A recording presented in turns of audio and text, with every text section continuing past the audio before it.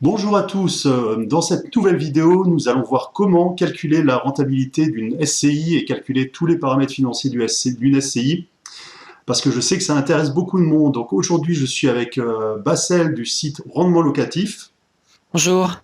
Bonjour Bassel, qui va donc nous expliquer comment, grâce à l'outil Rendement Locatif, on va pouvoir calculer la rentabilité d'une SCI. Alors je sais que c'est une fonction qui était très attendue, il y a beaucoup de personnes qui l'attendaient, donc beaucoup d'entre vous me disaient, voilà, le site rendement locatif, il est génial, il y a juste une chose qui manque, c'est le calcul de la rentabilité d'une SCI, c'est dommage qu'il n'y ait pas cette option. Et ben voilà, aujourd'hui elle est disponible. Et donc Bassel, je te laisse la parole pour nous présenter cette nouvelle fonctionnalité. Ok. Alors, donc je vais commencer. Alors, pour les gens qui connaissent déjà le site, donc là je suis sur la page d'accueil. Alors, ce que je vais faire pour prendre un cas pratique qui va nous permettre d'avoir une base de discussion sur les résultats, c'est que je vais utiliser le plugin du site qui permet en fait de consulter les annonces sur les sites immobiliers comme Le Bon Coin et d'obtenir la rentabilité depuis une vraie annonce. Donc, on va partir sur une vraie annonce. Donc, en fait, j'ai préparé ici. Donc j'ai préparé sur le site Le Bon Coin une petite recherche où j'ai cliqué la région Aquitaine et ensuite j'ai indiqué que je recherchais bien sûr des ventes immobilières. J'ai indiqué la ville de Bordeaux et voilà, j'ai lancé une recherche. Donc voilà ce que j'obtiens. Et donc pour cet exemple, on va prendre... alors attendez, je vais indiquer une surface maximum. Voilà, donc pour cet exemple, là, on a un petit charmant T1 idéal investisseur, donc on va prendre ça pour l'exemple. Mhm. Ça a l'air de pas mal pour nous servir de base de calcul. Sympa, Donc ouais. là, comme on voit bien le plugin qui affiche l'encart sur cet investissement qui représente un investissement de 120 000 euros, 27 mètres carrés, donc qui a l'air pour du locatif qui a l'air pas mal. On voit qu'il a été remis à neuf, etc. Mhm. Donc voilà, au centre-ville de Bordeaux. Donc là, on a 464 bruts avec un loyer estimé à 510 euros dans ce cas précis. Donc je vais calculer ici, je vais cliquer sur calcul détaillé, ce qui va permettre de lancer le site avec toutes les informations de ce bien-là pré-rempli. Ça va nous faire gagner du temps. Très pratique aussi cette fonction. Donc voilà, alors ça lance un calcul par défaut, ça c'est pour gagner du temps et puis pour tout de suite rentrer dans le vif du sujet. Donc on voit qu'on a bien les paramètres de cette annonce, donc 27 mètres carrés, 120 000 euros. Alors pour ce calcul qui est par défaut en fait, ça a déjà fait, tu as déjà pré-rempli les données. Donc pour ce calcul particulier, ça a pris un emprunt sur 15 ans qui est à peu près classique. Et ça a pris le loyer estimé qui était 510 euros par mois hors charge. Mhm. Donc là, cette simulation-là, en fait, elle est faite avec un régime qui est le régime réel classique de déficit foncier, c'est-à-dire qu'on le loue nu et qu'on le déclare au réel, c'est-à-dire qu'on déclare Mhm. les charges, etc. dans la déclaration classique foncier 2044 d'un particulier. Mhm.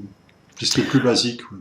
C'est ce qui est quand on fait rien, c'est à peu près ça, ou le micro foncier, mais la plupart du temps c'est ce qu'on fait. Mhm. Moi j'ai quelques appartements où je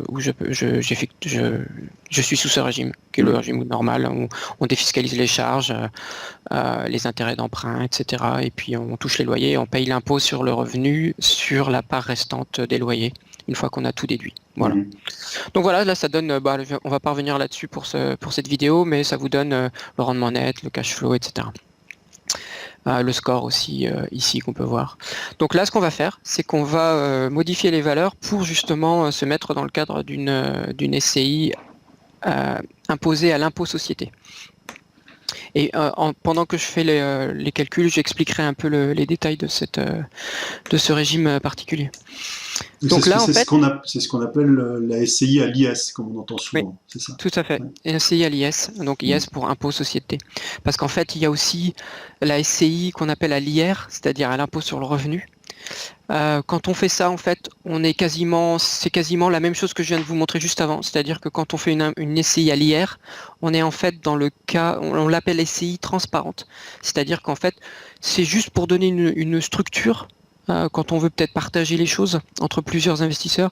Mais au final, on le déclare exactement pareil que du réel déficit foncier. Mhm. Donc, au final, si on fait du réel déficit foncier, on a vraiment la simulation de la SCI à l'IR. D'accord. Je crois que tout ce que ça apporte, c'est ça permet de monter un projet à plusieurs, par exemple, et de partager plus proprement les parts de chacun. Mhm. Mais à la fin, chacun déclare ses parts au régime réel, donc ça revient exactement au même, sauf qu'on a juste un pourcentage du total. Donc là, on va choisir, donc ici on a la section impôts, qui permet de choisir tous les régimes disponibles dans l'outil, et donc la nouveauté c'est qu'on a ici la SCI ou SARL, en fait, peu importe la structure, c'est on appelle ça une personne morale, c'est-à-dire que c'est une structure qu'on crée sous un certain comment ça s'appelle, forme juridique. Mhm. La plupart du temps, pour de l'immobilier, on fera une SCI, mais on peut tout à fait faire une SARL. Mais D'accord. la forme juridique de la SCI est plus adaptée en termes de statut, de partage, etc. Elle est plus Mhm. adaptée à l'immobilier. Mais Donc ça revient au même au niveau des calculs. ça veut dire qu'avec l'outil, on pourrait faire la même chose avec plusieurs types de sociétés. C'est pas obligatoirement une SCI. On pourrait le faire Oui, avec ça sera pareil avec une SARL. une Pour SA le calcul, ouais. pour une SAS, ce serait aussi possible ou Ouais, ça serait possible aussi. Ouais. D'accord. Après, les particularités vont être plus dans la façon, dans la gestion en fait euh, de l'entreprise et ensuite dans les parts et Mhm. dans la transmission, ce Mhm. genre de choses. Parce que là, Mais on va juste parler de fiscalité. En fait, là, c'est la ouais, simulation fiscale. c'est ça, Mhm. exactement. Ce que ça va coûter, etc. Ok. Même en prenant en compte la revente d'ailleurs. Je vais y venir. Mhm. Donc si on met SARL à l'IS, Mhm. et je vais rien changer d'autre parce que pour l'instant c'est pas le but. Donc je vais tout laisser pareil et je vais relancer le calcul. Donc là, on va pas obtenir les mêmes résultats. Et ce qui se passe en fait, c'est que, comme je le disais, le régime SILS impose qu'on crée une société. Donc il faut passer par un comptable, créer une société qui sera la SCI avec son numéro d'enregistrement au registre des commerces. Et c'est elle en fait qui va faire l'acquisition du bien immobilier. C'est plus la personne qui investit qui achète elle-même directement le bien immobilier. Mhm. Donc c'est très important parce que ça fait une différence, c'est que toute la gestion, l'achat, la revente, etc., toutes les opérations qui se passent avec ce bien immobilier se font maintenant au sein de la société. Ouais. Donc, sur le compte de la société, donc imposé pas pour la société, sous les règles de la société, etc. Exactement comme pour une société classique. Quand on monte une entreprise, on est dans le même ordre d'idée.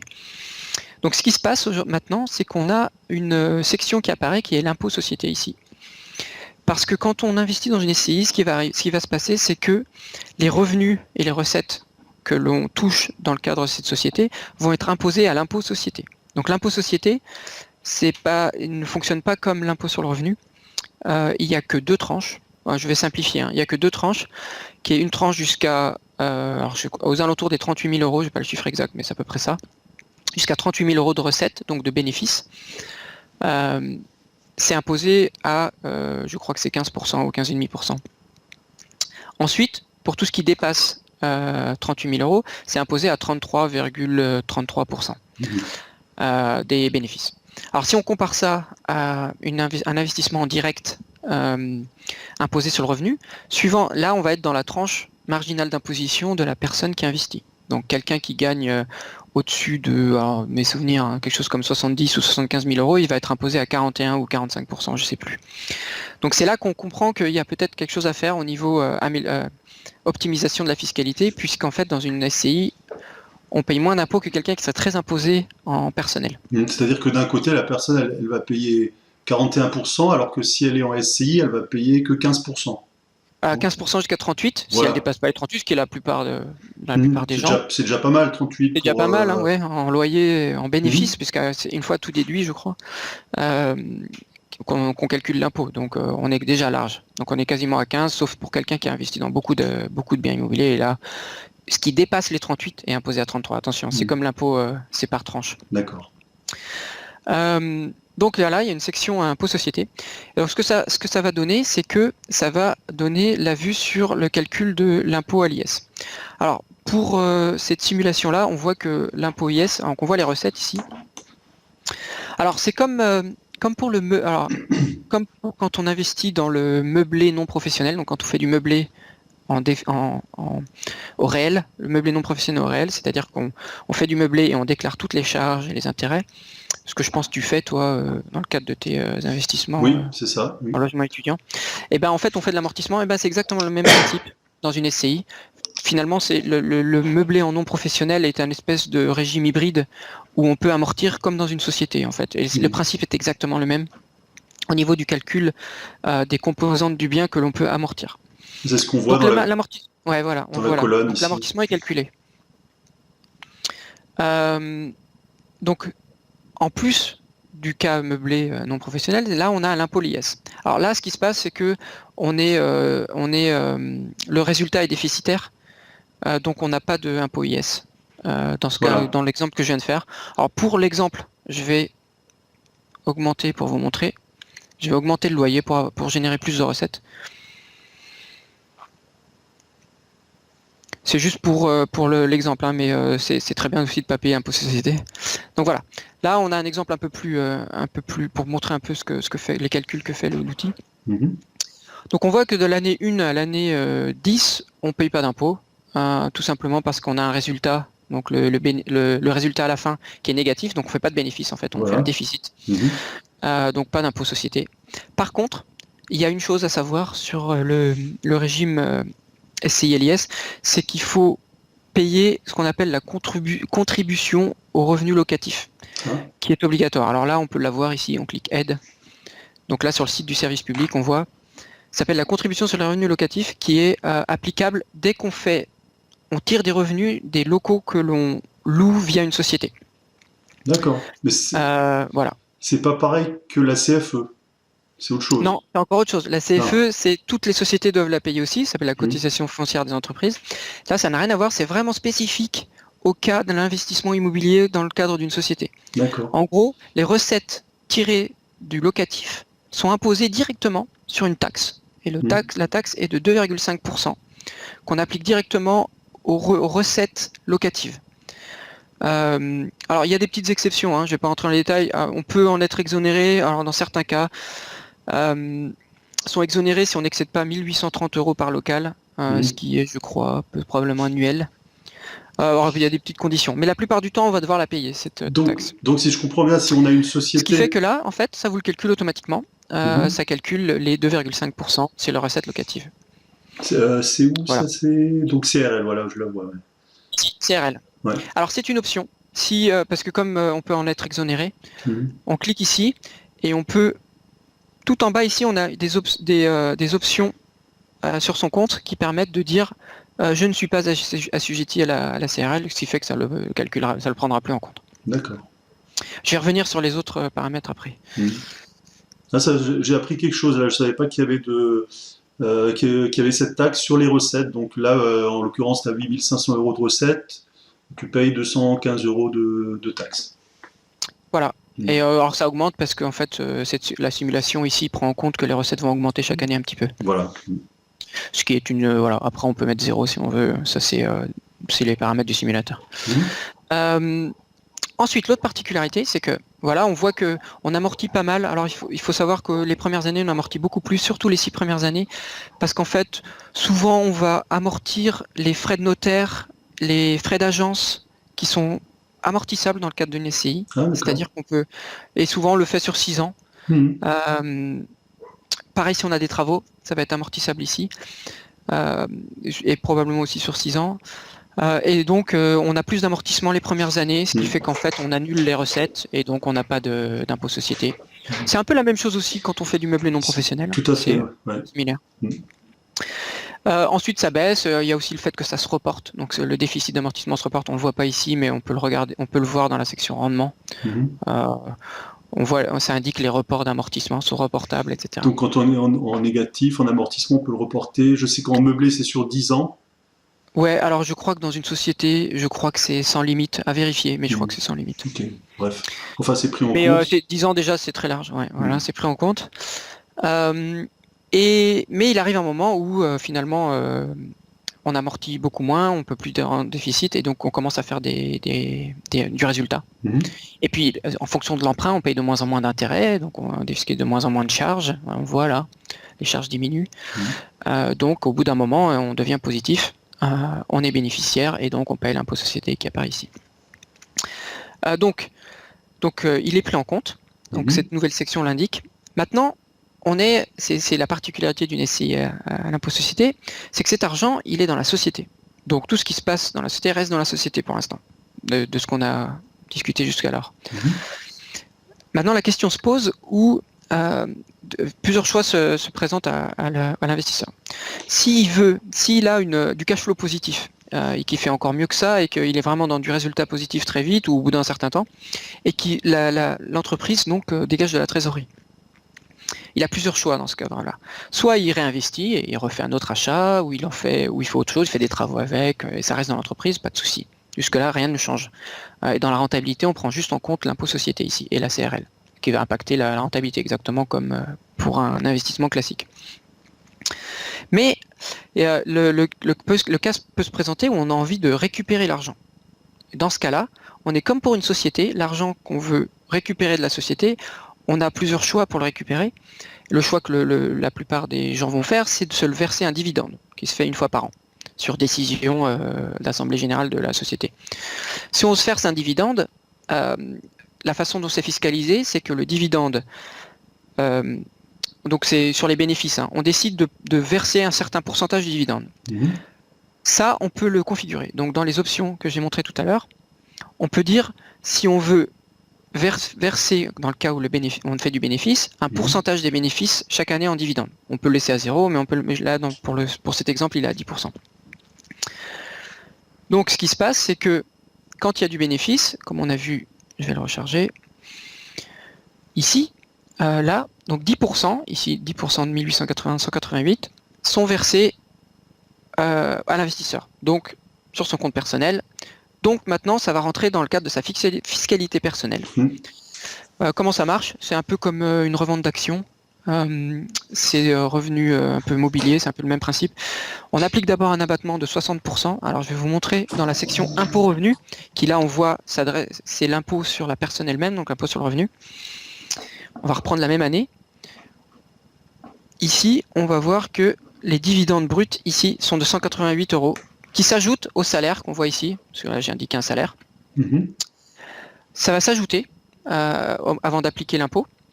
Donc en gros, ces dividendes vont être imposés sur le taux marginal d'imposition qu'on a atteint après nos salaires.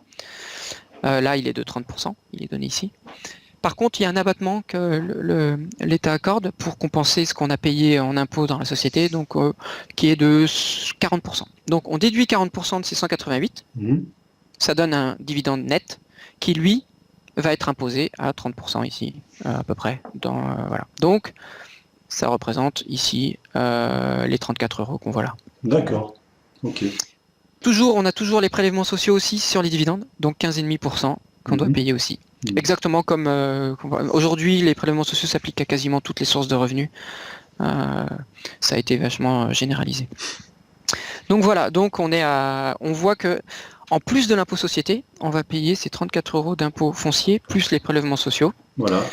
qui s'ajoutent à l'impôt qu'on paye. Et du coup, ces valeurs qu'on voit ici vont être prises en compte dans le rendement net en plus de l'impôt société. Alors je vais vous montrer le calcul. Donc quand on va dans le rendement ici, je vais prendre le cas de l'année 10 où on a toutes les variantes. Donc le rendement qu'on voit ici le prend en compte. Ici on a le cash flow. Le cash flow il est utilisé dans le calcul du rendement en fait. Hein. C'est la partie supérieure de la fraction en fait.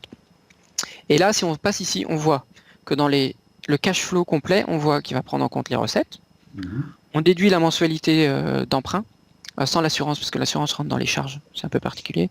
On déduit c'est tout ce qui reste à la fin, le cash flow, donc recettes moins tout ce qu'on doit dépenser. Donc on retire les mensualités, les charges, les prélèvements sociaux, l'impôt sur le revenu et l'impôt société. Alors dans ce cas-là, je crois que c'est... Ah oui, alors en fait c'est décalé d'un an, donc en fait c'est ici. Donc on voit là, on retire les prélèvements sociaux, l'impôt sur le revenu et l'impôt société. Et la contribution au revenu locatif, donc la fameuse taxe. Donc on prend en compte tout ça. Donc en plus de prendre en compte l'impôt société, si on se verse des dividendes, on est aussi impacté dans le rendement parce qu'on paye des revenus sur des impôts sur les dividendes, normal. D'accord. Et donc là, on a le rendement global d'une fiscalité sur l'impôt aux sociétés. Voilà. Donc il y a vraiment tout qui est pris en compte. Voilà. Et on voit d'ailleurs que le rendement il baisse au moment où il y a ce bénéfice qui arrive. Enfin non. Alors, Enfin, il baisse au moment où on a oui, c'est ça. l'impôt foncier qui arrive. Ouais. Voilà, c'est ça. Oui, c'est ça. C'est à partir de là. Voilà, cap Hmm. 19%. D'accord. Donc voilà. Donc en fait, ça a intégré finalement la particularité qu'on passe par une société. Alors, la question souvent, c'est de dire, bah, est-ce que c'est plus intéressant ou pas? C'est la question que j'allais poser. Voilà, c'est ça. Donc, comme toujours, on a ici la comparaison de tous les régimes, fiscaux, pour avoir une idée de quel va être le régime le plus intéressant pour moi. Alors ici, ça conseille le meublé professionnel. Alors c'est souvent le meublé professionnel est souvent très intéressant, même s'il est très difficile d'accès en fait. Donc, je l'indique quand même. Il est difficile d'accès parce qu'il y a quelques conditions à respecter en termes de revenus personnels par rapport aux revenus de l'activité BIC du meublé. Mais c'est souvent le plus intéressant, à peu près similairement au LMNP, à peu de choses près. Ici, on compare la rentabilité en fait en noir. D'accord. En fait, c'est la vanne, mais la vanne permet de comparer en fait la rentabilité sur tout l'investissement. Là, ça simule une revente au bout de 10 ans, dans ce cadre-là. Donc, on peut le faire aussi sur une revente plus longue, voire très très longue, pour voir si la SCIS est plus intéressante. Et là, on voit que la SCIS est quand même juste derrière. Je pense que alors après, j'ai fait exprès de mettre un loyer plus élevé. Donc, si on avait mis un loyer moindre, on n'aurait pas le même résultat. Hein, si je remets les 510 du départ. C'était pour montrer un peu les calculs. Là, si je repasse sur ça, voilà, d'ailleurs, c'est moins intéressant là d'ailleurs. Pour moi, c'est encore moins intéressant. En tout cas, ce tableau comparatif des différents régimes, il est vraiment très pratique, puisque c'est souvent la question qu'on se pose. Hein, on se demande souvent, voilà, quel régime je vais prendre, est-ce que ça vaut la peine de créer une SCI ou pas. Alors, il y a des cas où ça vaut clairement la peine, et d'autres où il y a d'autres régimes qui sont plus intéressants. Mais là, le fait de pouvoir comparer... dividendes. En fonction de si on décide de se verser des dividendes ou pas, on n'aura pas le même résultat, évidemment. C'est vrai. Ouais. Donc voilà. Et ça prend en compte aussi la revente, hein. Donc la fiscalité à la revente. Alors là, il faudrait que j'indique une revente, mais on va le faire tout de suite. Je crois que ça a coûté 120 000 €. Donc ici, on peut dire je le revends au bout de... Alors, on va mettre quelque chose de long, 15 ans, 20 ans. Donc 120 000 €, on va dire qu'on va être quand même pessimiste, on va être 140 000 € au bout de 20 ans. Alors les résultats ne vont pas être les mêmes, hein. D'ailleurs, même si on va dans meilleur régime, voilà. Là, on a en vert le calcul par rapport au chiffre que tu viens de rentrer. Dans le scénario. Alors je vérifie. Voilà, le vert c'est le scénario à 20 ans. Voilà. Parce que si on met rien, c'est le simulateur qui prend 10 ans, voilà, par défaut. Et si on met notre scénario, là on a vraiment notre scénario à nous. On voit que là c'est quand même plus intéressant que quand on est à 10 ans. Mais on est toujours moins bon que le meublé, dans ce cadre précis, où je verse 10% de dividendes, etc. Et ici, on a la revente.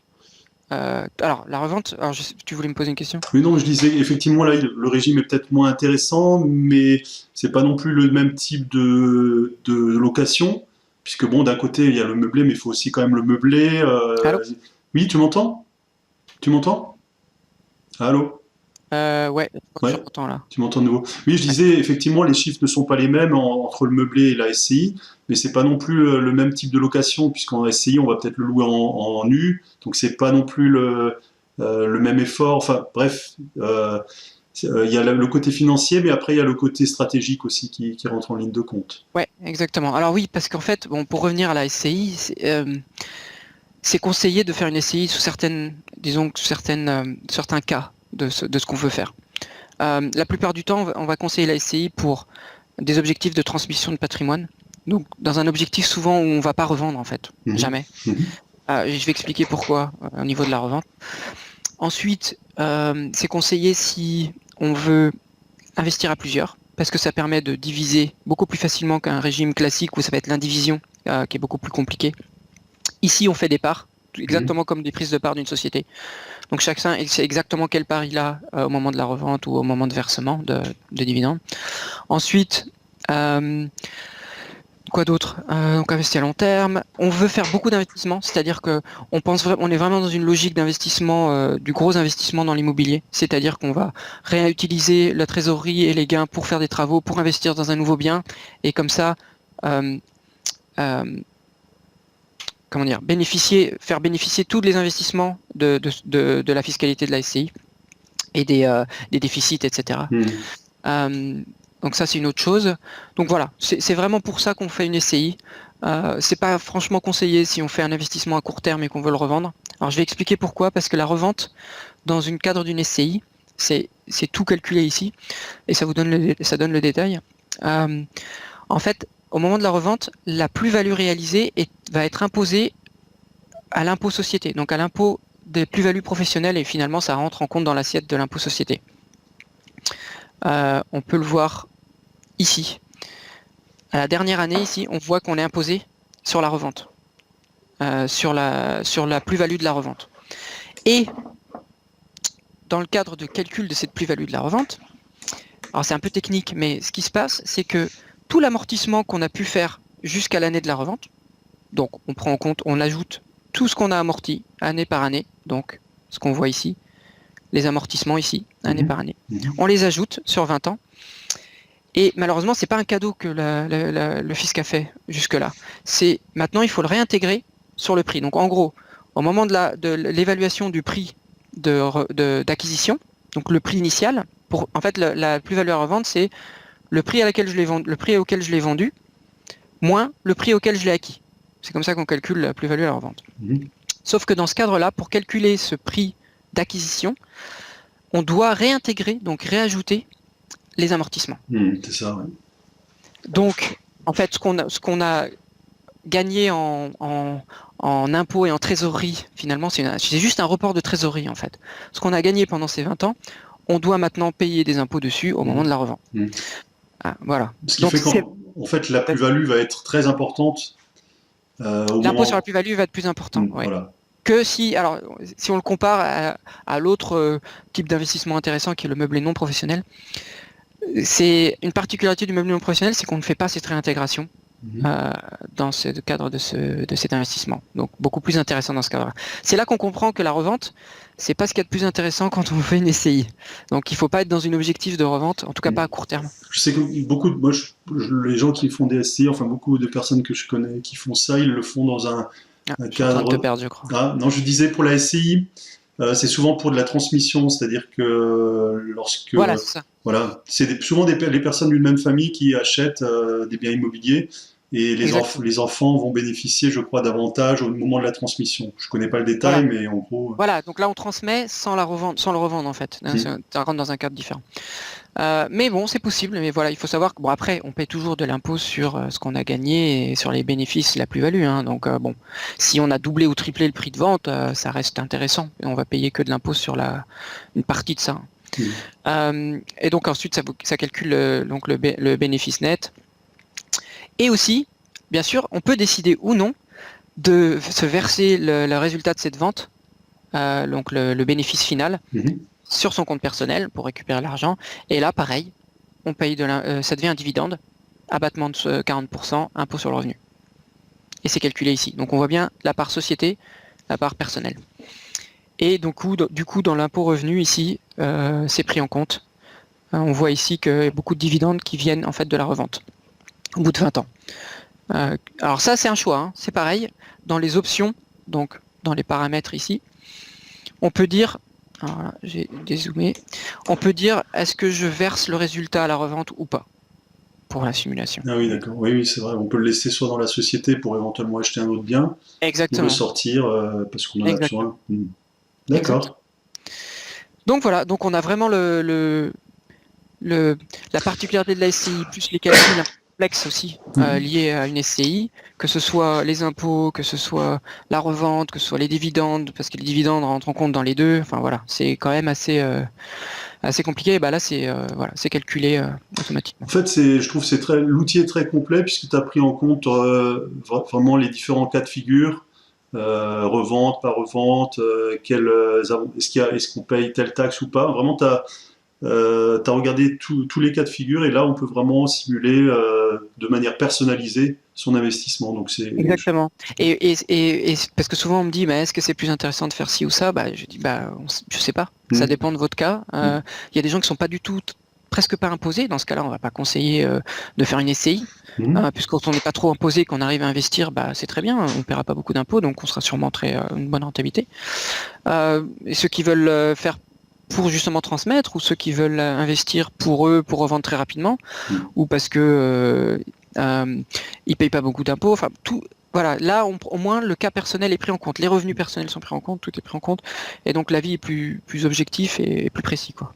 En tout cas, c'est bien d'avoir enfin un outil qui permet de comparer les différents régimes fiscaux, dont la SCI. Parce que souvent, bon, moi j'entends beaucoup de personnes parler de SCI, ouais, il faut faire une SCI. Mais là, au moins, on a les chiffres, on sait de quoi on parle. C'est pas juste, on nous a dit de faire une SCI, il faut faire une SCI. Là, c'est du concret. Voilà, exactement. Et surtout au cas personnel, parce que peut-être c'est intéressant la SCI pour beaucoup de gens, mais pas pour tout le monde, quoi. Voilà. D'accord. Donc voilà, on a fait un tour rapide. Après, c'est toujours pareil, hein, s'il y a des questions, on peut toujours me contacter via l'outil, on répond très vite. Voilà. D'accord. Bah, donc je pense, ouais, on a fait un tour assez complet. Donc là, donc cette fonction est disponible. Alors donc je crois que il faut s'abonner pour y avoir accès, si j'ai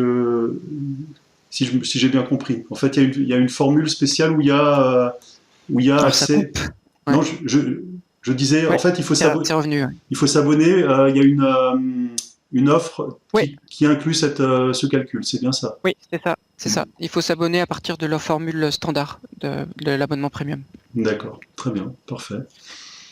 Écoute, Bassel, je sais pas si tu as d'autres choses à rajouter ou... Non, c'est tout. D'accord. Pour moi, en tout cas. Merci beaucoup pour avoir pris du temps pour nous expliquer cette nouvelle fonction.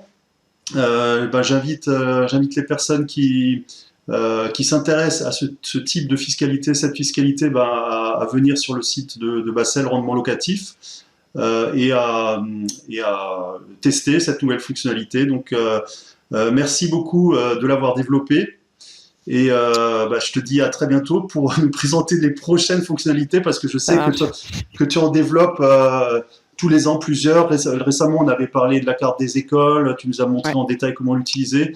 Et c'est toujours un plaisir de voir ce que tu nous proposes. Et donc merci pour... merci à toi. Ouais. Merci beaucoup.